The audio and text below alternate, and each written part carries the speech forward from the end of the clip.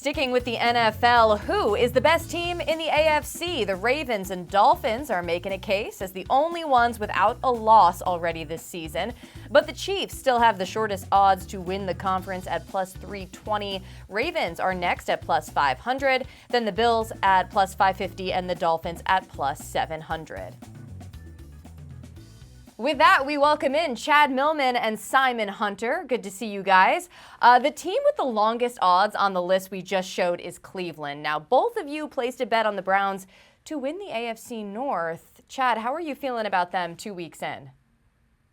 Less optimistic than I was before the game last night, Maria. Look, this team had a chance to go 2-0 for the first time since Bill Belichick was the coach in 1993.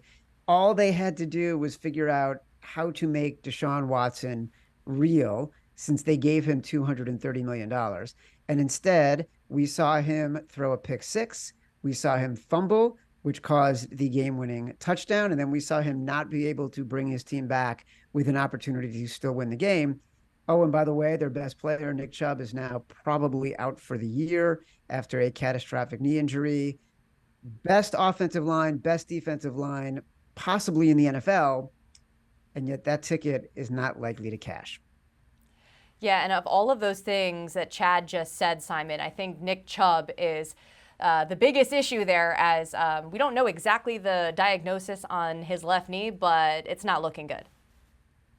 Yeah, really disappointing, especially if you have a future on them. But I still have optimism in the sense that we know how devalued the running back position is. So it's a huge deal. They lost a top 2, top 3 running back in this league. I mean, it's devastating to that offense.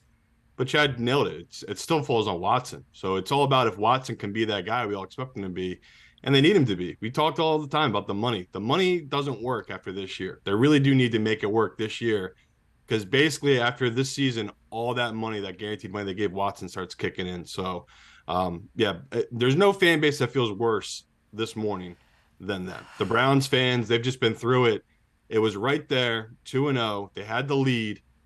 Their defense is incredible, and their offense gave up 14 points. So, just absolutely brutal. As a Browns backer and a fan of that team, it's just a great defense. I mean, Schwartz, everything about that defense is just really well done. So, their identity needs a shift. They're going to have to shift the identity to be a defensive team and not put a lot on Watson. And that's just disappointing, right, Chad? We like this team. We thought Watson would be that guy. There's no excuses. They have all the weapons, and it just 2-minute drive. That's what, there's 2 minutes left in that game. Go be the hero.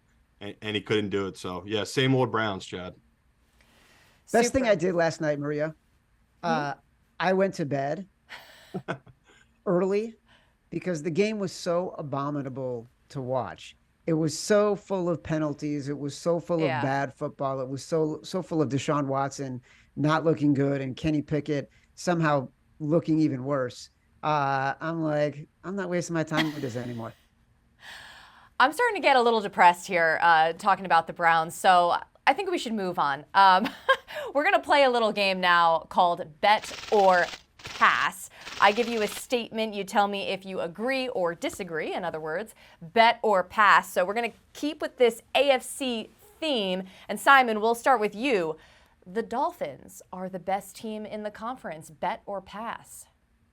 I'll pass on it. Maybe they are right now, and you could bet it as such.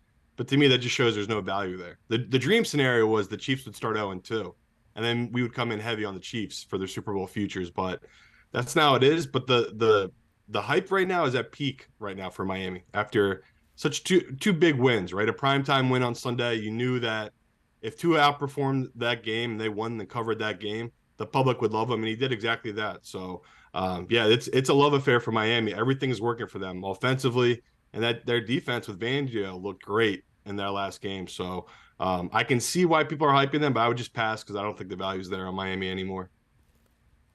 Chad? I'm so torn, Maria. Like, I want to love this team so much, but the Dolphins don't win the Super Bowl in September. Yeah. As far as I recall, they barely win the Super Bowl at all. And Tua still needs to get through an entire season. And I know he's been practicing falling, and that's really, really great. But it's still really hard when you have a history that he has to get through an entire season uninjured. So I will pass on this as well. Yeah, and to Simon's point, at this point, you're kind of just buying high on the Dolphins. But speaking of Tua, he is actually now the favorite to win MVP. So, Chad, are you betting or passing on Tua to win MVP? Oh, I'm totally passing. And we've, Simon and I have gone back and forth on this. There are other quarterbacks that have significantly more value than Tua, than Patrick Mahomes, than Josh Allen, than Joe Burrow. There are 3 teams in the NFC that have an opportunity that we think are the best teams in the NFC: the Eagles, the Cowboys, and the Niners. Jalen Hurts is the only one who's lower than 10-1 amongst the quarterbacks in the NFC on those teams. The other 2, Dak Prescott and Brock Purdy. I favor Brock Purdy because I think that sometimes there is a narrative for the MVP. And I think the narrative is going to be that people want to give it to a guy who was a 7th-round pick, who came back from a really challenging injury, whose team is beloved by the media because they love their coach. So if it comes down to it, I think at the end of the year, if the Niners have a little bit better of a record, Brock Purdy could be your guy at about 22-1. Simon, betting or passing on Tua to win the league MVP? Yeah, again, it's all about market value. I'd pass on it. It's just, this is peak value. Wait until they play the Bills. If they lose against the Bills, bam, you're going to get incredible value on Tua to be MVP after one game. So there's going to be a couple of games this year that's going to really dictate that, where when I'm trying to buy high, there's someone that's not being talked about just because their defense is so dominant. That's Dak. Dak has really not been talked about at all because his team is just defensively so dominant.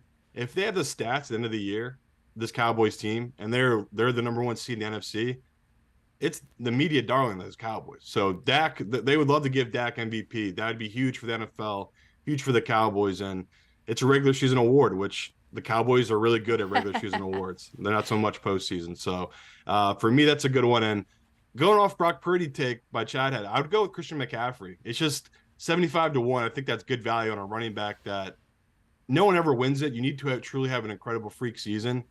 But we've kind of seen it laid out here that Shanahan, he's just been feeding McCaffrey. Now, he keeps saying he's going to give touches to other running backs.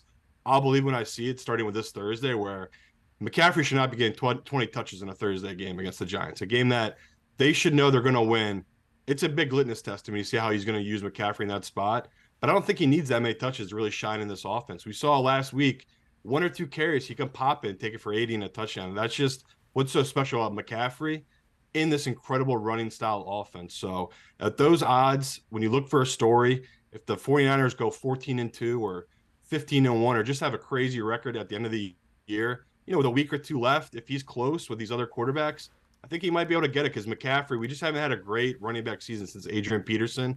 And when you put McCaffrey in that same class, these Hall of Fame running backs on dominant teams. So yeah, it's 75-1. I don't mind that value there on McCaffrey.